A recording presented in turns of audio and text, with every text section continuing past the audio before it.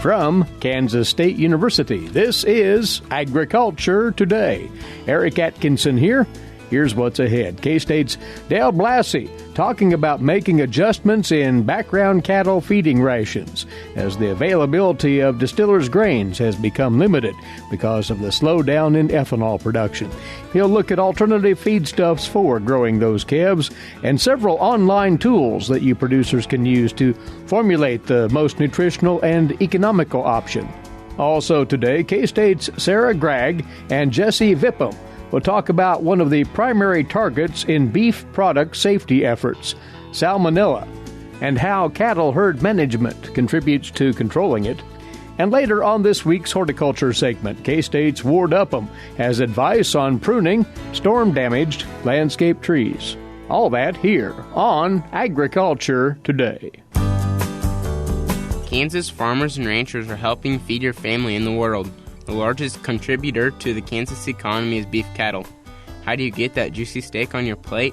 In order for you to enjoy your tasty meal, it requires the hard work of the producers, marketers, advertisers, processors, inspectors, transporters, packers, and consumers.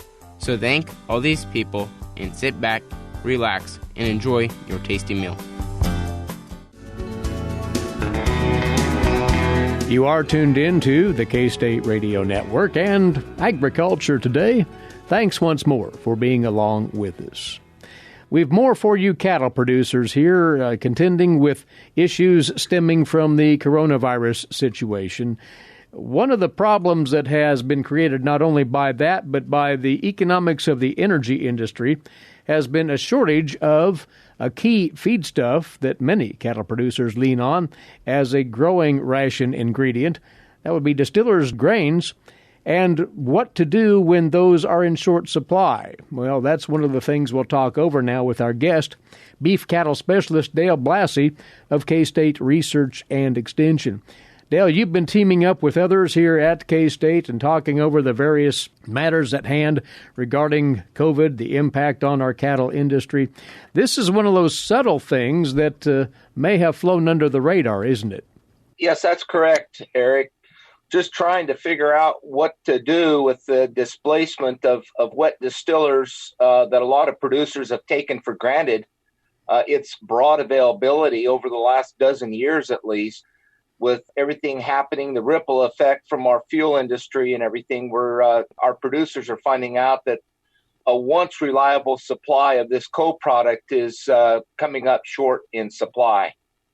For the lay audience out there to explain, if they're not aware, distillers' grains, a co-product from ethanol production. Ethanol productivity has been pulled back severely, therefore a shortage of distillers' grains.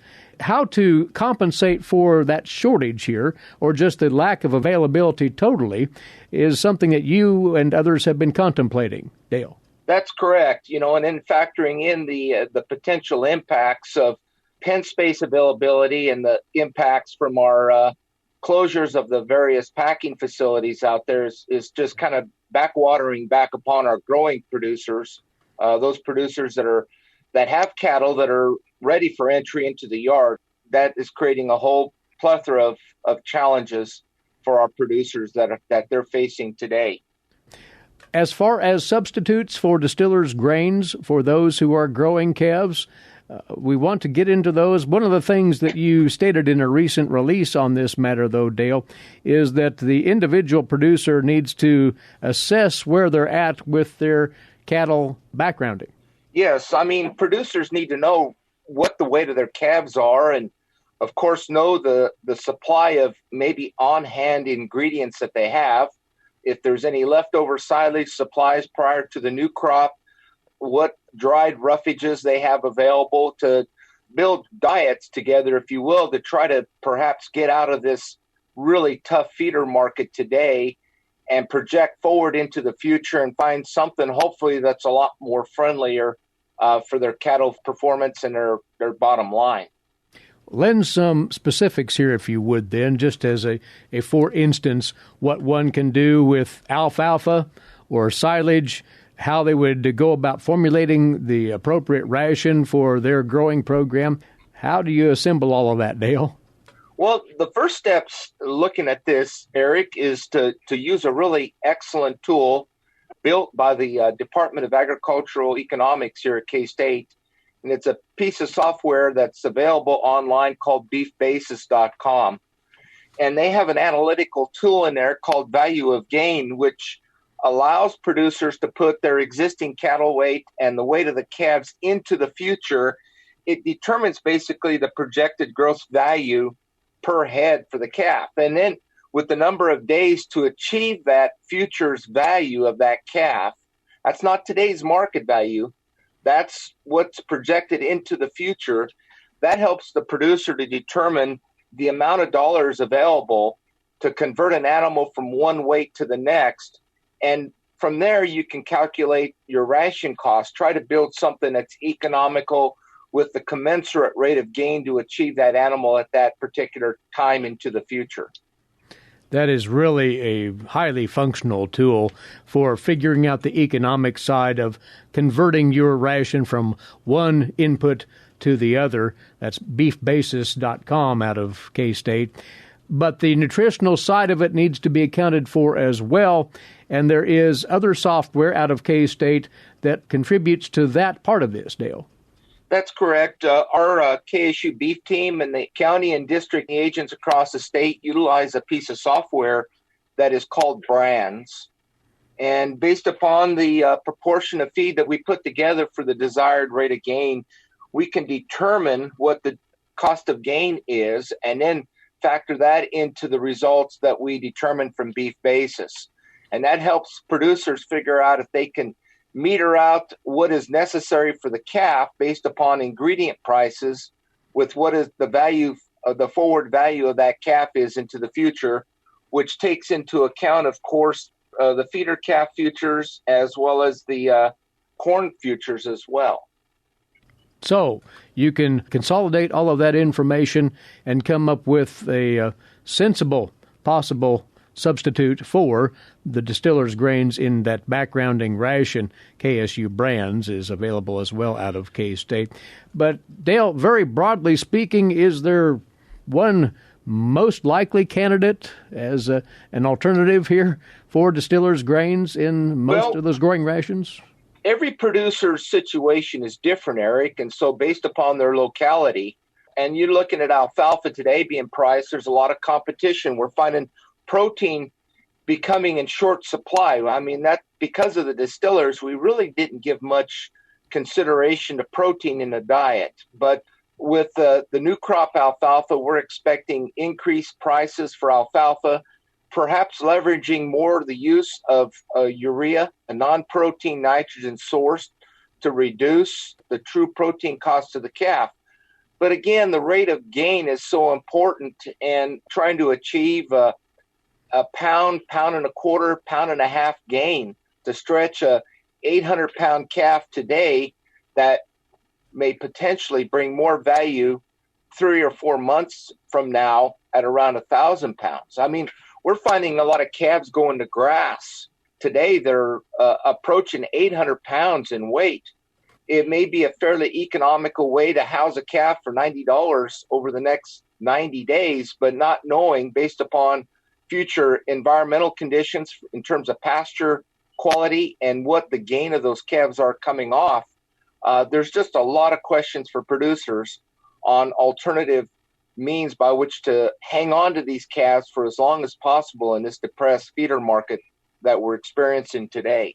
And now you're touching upon this matter of intentionally slow growing calves. It sounds like one needs to approach that rather carefully and meticulously, Dale. Oh, very much so. And that brings up another excellent point. There's another great tool out of the Department of Agricultural Economics that is called the K-State Feeder Cattle Risk Management Tool. That helps a producer take into account basically price protection into the future. It's a wonderful tool, and Dr. Tonzer has just recently updated this tool online on April 28th. So it's available at agmanager.info. It's a great resource for our backgrounder producers. So again, K-State Feeder Cattle Risk Management Tool, as well as beefbasis.com, both found at agmanager.info. That ration software called KSU Brands can be found at ksubeef.org. Lots of resources that backgrounders can tap into now, take full advantage of their guidance as they go through some difficult decisions on managing rations in the absence of distillers' grains in particular. We do want to mention as well, Dale, that you will be part of a special webinar coming up a week from today, as a matter of fact. And this will be on troubleshooting the uncertain times in the beef industry, including what we've discussed here and beyond, you say. That's correct. And the webinar registration can be found at ksubeef.org, ksubeef.org. There's a sign-up location there for producers to join the webinar at noon on Thursday, May the 14th. Next Thursday, this will take place at noon. Troubleshooting uncertain times in the beef industry. Dale will be on board, as well as Glenn Tonzer, whom he mentioned earlier, Justin Wagner, Jamie Lynn Farney of K-State Research and Extension. Take advantage of that, producers. And just a parting thought here, Dale. Producers are learning seemingly day by day how to adjust and be as nimble as possible in these current circumstances. But that really is what we're left to do as producers.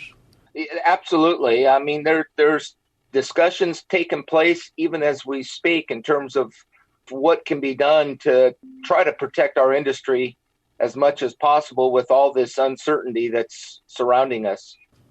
As always, Dale, thank you for your time. All the best. We'll catch up with you again soon. Thank you, Eric. That from beef cattle specialist Dale Blasi of K-State Research and Extension. And by the way, one more resource to tell you about. Everything we've covered right here on management and nutritional considerations for growing cattle under COVID-19 conditions can also be found by that very title at ksubeef.org. We'll return shortly with more on Agriculture Today. A social distancing tip. Keeping your distance from others is important in slowing the spread of coronavirus. So here are some fun things to do alone. Read a book, take a walk, unpack your suitcase from that trip you took last September, paint a self-portrait, catch up on a TV series, do a puzzle. Remember, we should all stay home to lower the risk for everyone. For more info, visit coronavirus.gov. Let's all do our part, because we're all #alone together. Brought to you by the Ad Council. This is Agriculture Today. With meat processing plant difficulties firmly in the limelight now, the featured topic in the most recent Beef Cattle Institute Cattle Chat podcast was right in line with all the renewed interest in the harvesting phase of the beef production chain, food safety, including the pre-harvest aspect of that, of direct relevance to you cattle producers. Joining the Institute's Bob Larson and Brad White this time around, two food safety researchers with the Food Science Institute at K-State, Sara Gragg and Jessie Vipham. As usual, Brad sets up the conversation. Sara and Jessie, thanks to both of you for being on, because while food safety is absolutely critical, it is not something we have talked about a lot. And obviously all of us want to produce safe, healthy food. But as we think about pre-harvest, and sometimes we'll think about pathogens, and often a pathogen may be a bacteria that causes disease in an animal or in people. Bob, you had talked about, as we were thinking about some of this, salmonella is a bacteria that can cause disease in cattle and can cause disease in people. When we think about controlling salmonella, if I'm a cow-calf producer, is that something that I should be aware of in my operation? Because I know I've had diarrhea from salmonella before in calves. Yeah, it's interesting that, as a beef producer and a veterinarian, we emphasize that, one of the places that we really start food safety is healthy cattle and, sanitary, clean environment for raising them. And each of us as producers and veterinarians are involved in that role. But that's not really always enough, in that some of the germs, the bacteria that can cause food safety problems to humans actually don't cause any problems to the cattle. We've talked about some of the E. coli work. And again, there's types of E. coli that cause diarrhea in calves, but those aren't the same E. coli that cause health problems in humans. And we have salmonella that cause health problems in calves, but for the most part, those aren't really the same ones we worry about coming through the food chain. So we can still go back to some of the basics of just good, healthy cattle and a good, healthy product. So there's some basics that cover both animal health and human health, but you can't just, they're not exactly the same, which, like I say, can be a little bit frustrating. So Sara and Jessie, I'd like to ask you guys, and Bob mentioned salmonella is potentially important, but maybe not the exact same one that causes disease in cattle. Is salmonella an important food safety concern? Is this something we think about pre-harvest, and where does it fit in? Yes, absolutely. So I would say one of the challenges with salmonella is the fact that there are over 2,600 serotypes that we think about in sort of the food safety world, if you will. And because of that, we know that there is tremendous diversity amongst the different types of salmonella. And so what might make a human sick might not necessarily make a cow sick. And we know that there is one particular type of salmonella, it's called Salmonella Dublin, that is more what we call host adapted to cause clinical illness in cattle.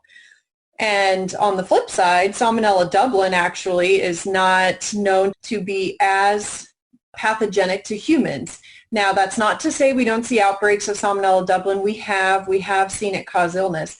But there are some other serotypes that are more known to cause clinical illness in humans that don't actually cause clinical illness as readily or as often in cattle. And so that is one of the challenges there that Bob is sort of referring to.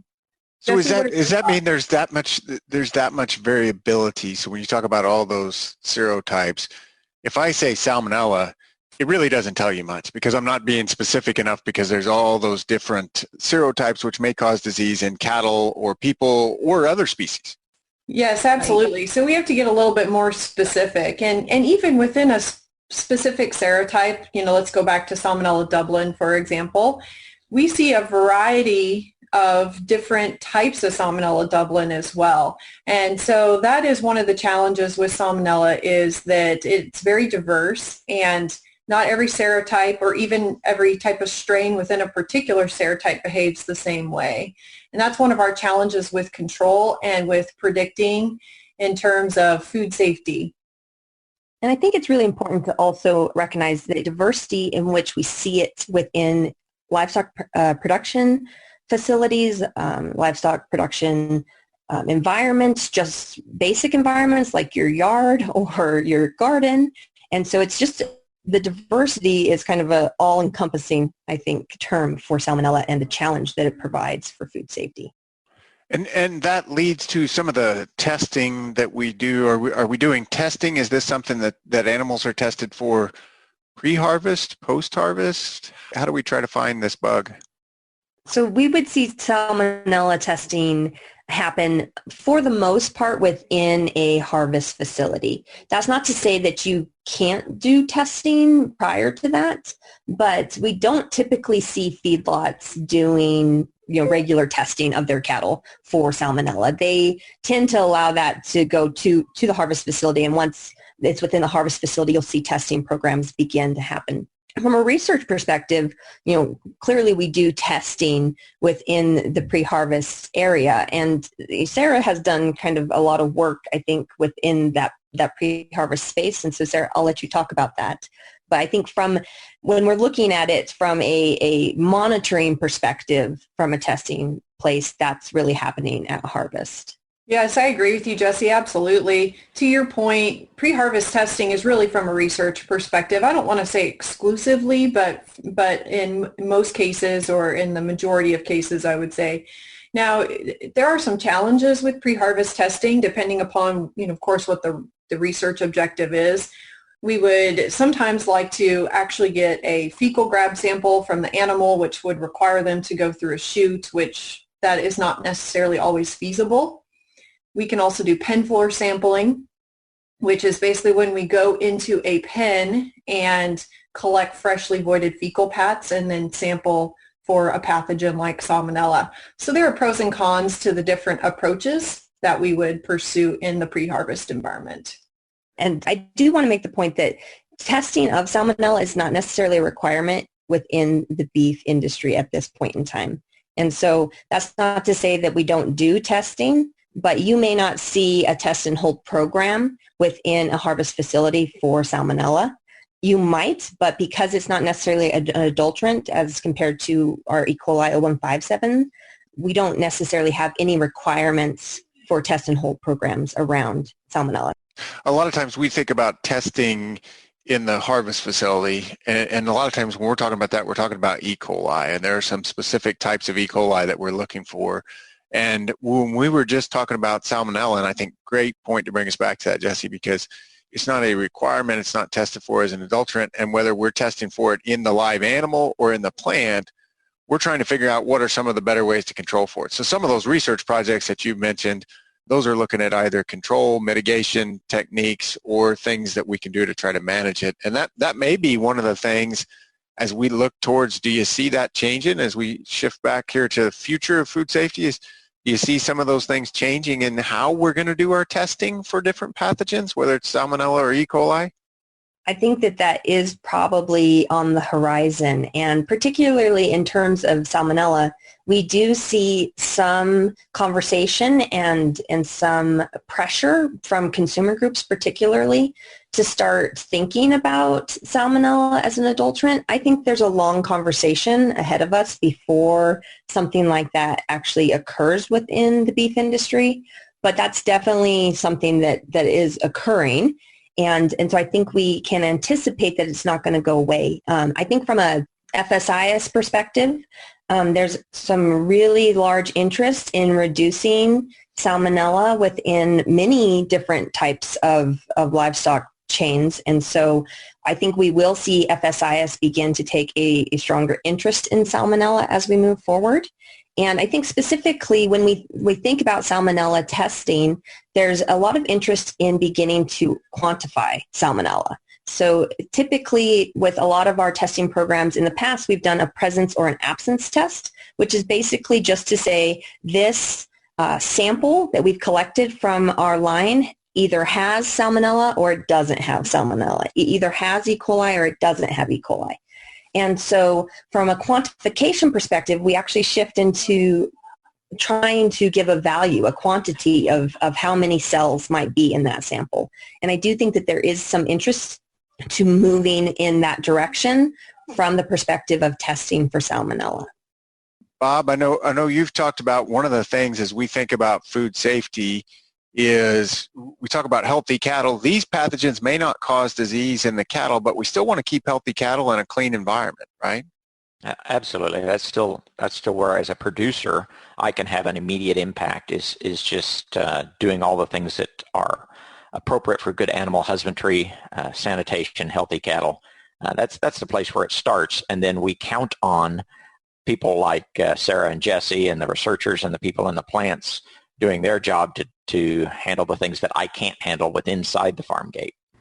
Along with K-State's Brad White and Bob Larson on the latest BCI Cattle Chat, K-State food scientists Jessie Vipham and Sara Gragg. Take in the entire podcast at beefcattleinstitute.org. You're listening to Agriculture Today. Did you know every Kansas farmer feeds 128 plus people? Kansas farmers are hard workers, dependable, authentic, and sensitive. Not only do farmers put food on your table, but they put clothes on your back and fuel in your car. For more information about Kansas farmers, visit K-State Research and Extension online or stop by your local extension office. This message has been brought to you by the K-State Animal Sciences Leadership Academy participants. Welcome back to the K-State Radio Network and Agriculture Today. Eric Atkinson with you. Next up, today's agricultural news headlines. These courtesy in part of DTN. Well, with more packing plants idling in major red meat states, USDA Secretary Sonny Perdue has written to governors and stakeholders asking them to document what they're doing to reopen. The letters came a week after the president signed that executive order delegating the secretary to use the Defense Production Act to take all appropriate actions to ensure meat and poultry processes continue in operation. In his letters to the governors, Perdue said that he had directed meat and poultry processors to follow the guidance sent down on April the 26th by the Centers for Disease Control and OSHA. They called on packers to screen employees, clean shared tools and equipment, provide personal protective gear, and implement social distancing practices. Perdue added in his letters, quoting the letter now, further action under the executive order and the Defense Production Act is under consideration and will be taken if necessary.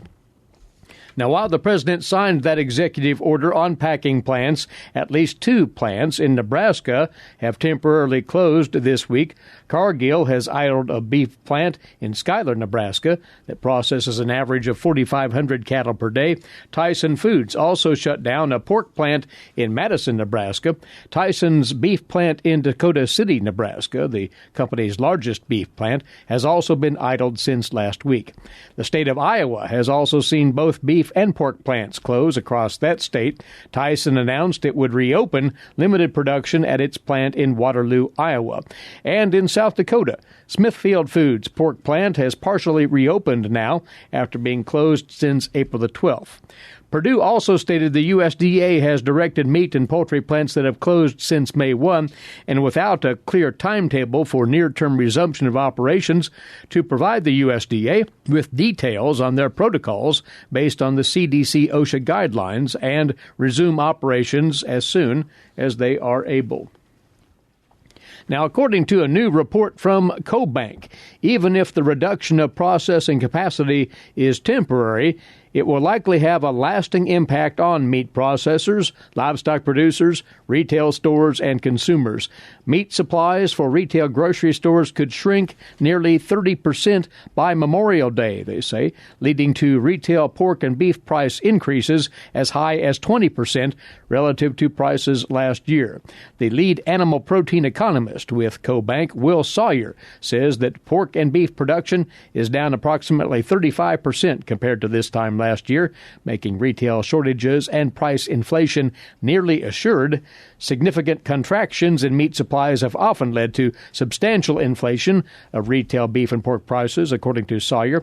In the past 20 years, he says, retail pork has experienced inflation of more than 10% just twice. At neither of those times did we see inflation climb to 20%, which he says may be coming in the months ahead.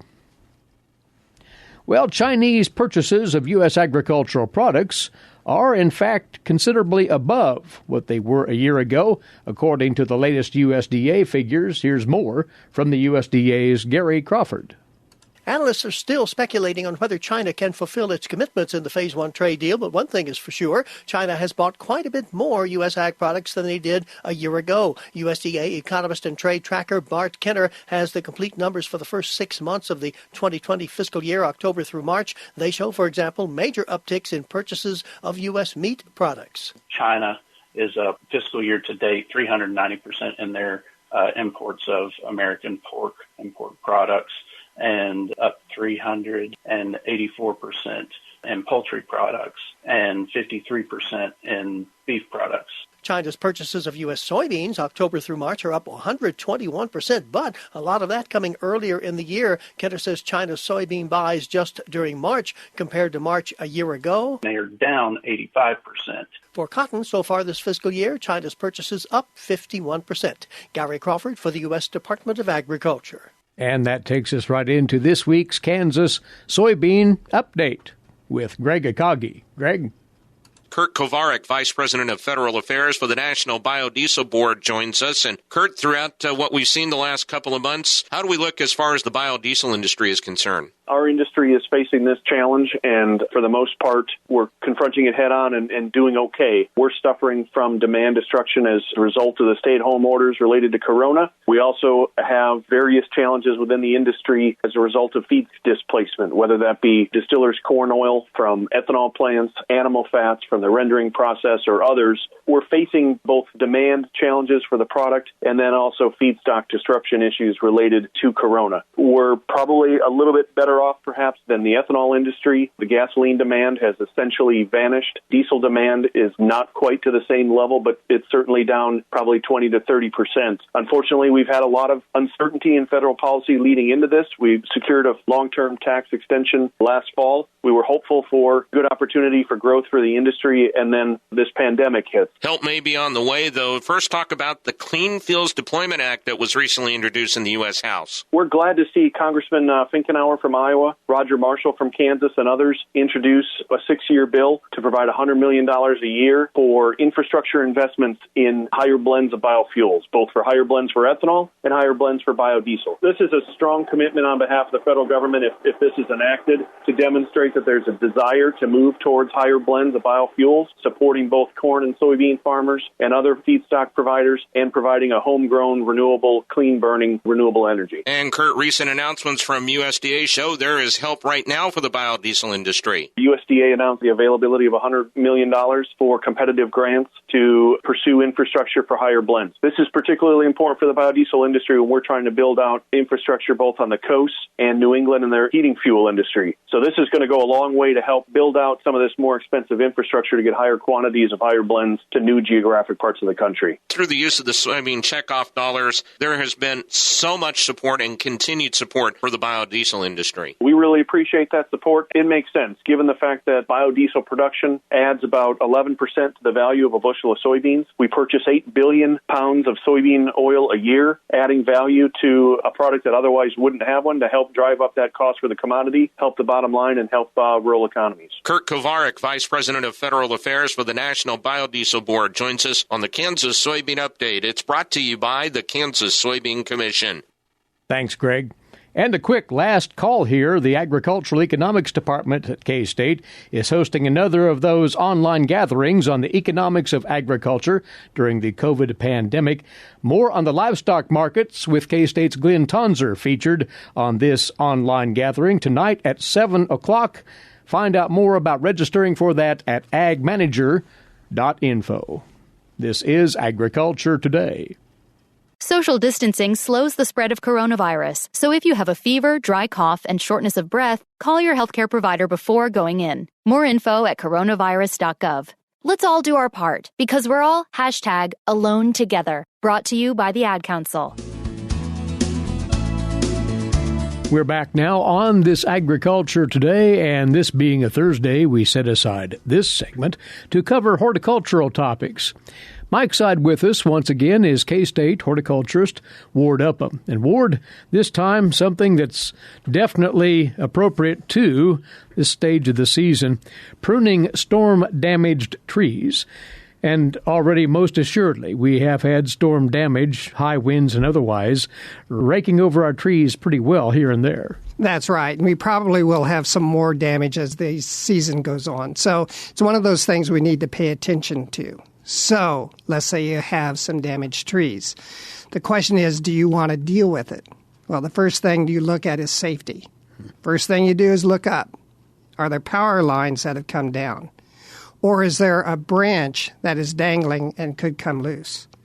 Or are you just not comfortable in dealing with something like that? In all those cases, you need to call in the professionals. Electrical lines, call the people that deal with that. If it's the tree itself, a certified arborist is going to have the tools, the training, and the equipment in order to deal with things that you may not be able to. And they can deal with it safely and will be infinitely better equipped than most of us are. That's right. That's right. But let's say you think you can take care of it. Okay, so what do you do? First thing is clean up. Anything that is small and can get in your way, you need to get out of the way. So that when you start working with that tree, you're not tripping over things. Also, even if you hire an arborist, some of that stuff you can do yourself. You can do part of the cleanup yourself. Maybe you can cut up the stuff that's on the ground, and that can save you some money just because it saves them time. And so you may want to do some of that stuff. Even if you do call in an arborist, just don't take any chances that you could injure yourself.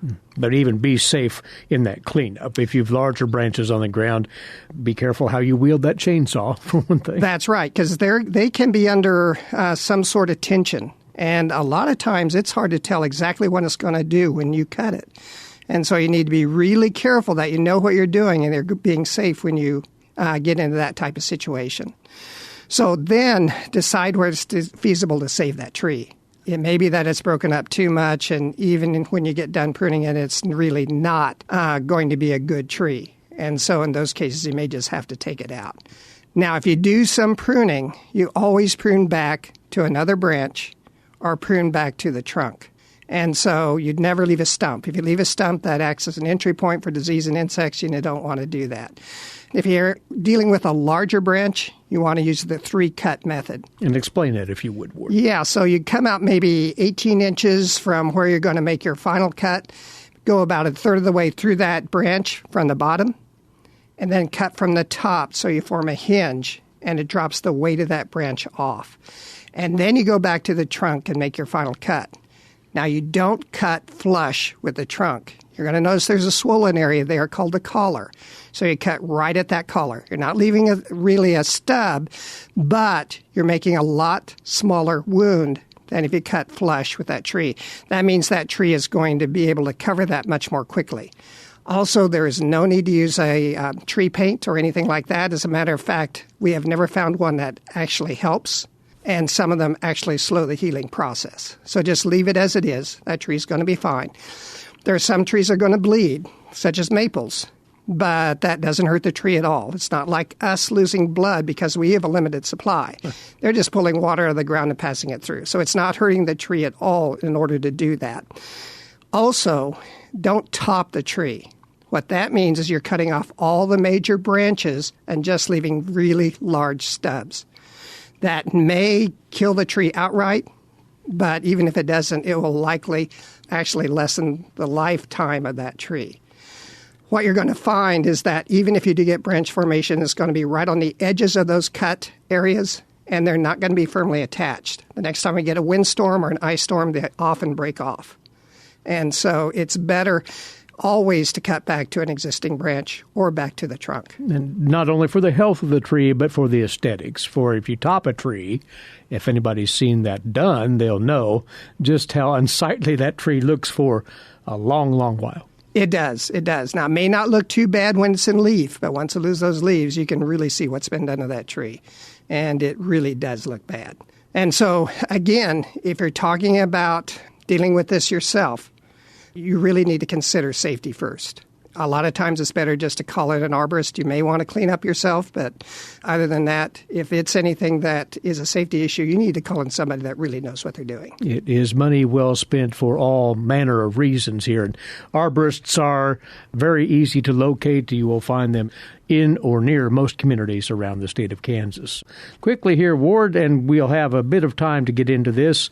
Storm damage to our vegetable gardens. We've had rather healthy storms. Folks have put out their gardens recently and may be wondering if those gardens generally will recover from high winds and torrential rains. And even hail. And so let's start with hail. Hail, as long as you didn't injure the stems, it's just leaf damage, you're probably going to be okay. That plant, if it's already started to get established, can throw out a new set of leaves fairly quickly. It'll be better to let it go in those cases than to try to replace it with another transplant. Now, if you have stem damage, it's a different deal. Then you're better off just to replace the plant. Heavy rain. Heavy rain really compacts that soil, and those roots need oxygen just as much as they need water. And once it dries out some, you need to break that crust. That allows plants that are already in the ground to breathe, and if you've already put some seed in but it hasn't come up, it allows those seed to go ahead and come through. Standing water. If you have standing water for a day, you're fine. Really, for probably 2 or 3 days, you're fine. But after that, you're going to start losing some plants again because those roots have to have oxygen. The other thing to keep in mind is if you have a really thin layer of water and you have a bright sunny day, it can actually cook plants. It can get hot enough that it can damage them.